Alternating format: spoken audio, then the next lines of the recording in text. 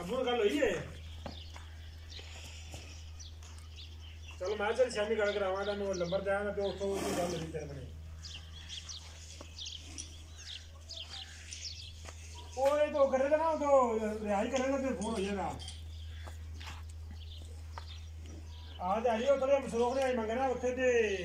मंगने मेरे ना शामी रखा था भाई ने फोन करो आज अली को नहीं पता तो बड़े आ गए आज का मैं शाम पता होते पुराने पुराने आए उन्होंने खाना खा ले पर आज दे भरा दे मंगना ना आज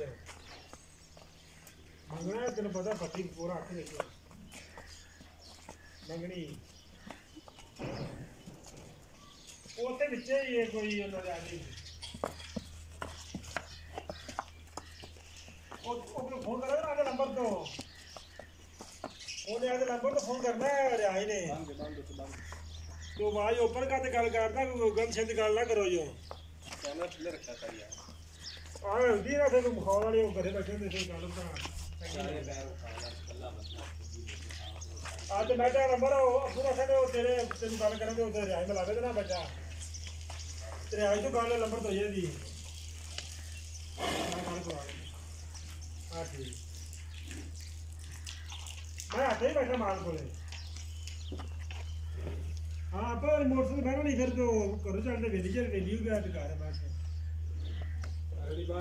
मोटरसाइकिल होते काटने वाली हाँ जी थोड़ी साढ़े बड़े रियाकत करना ही और कोई भी नहीं गया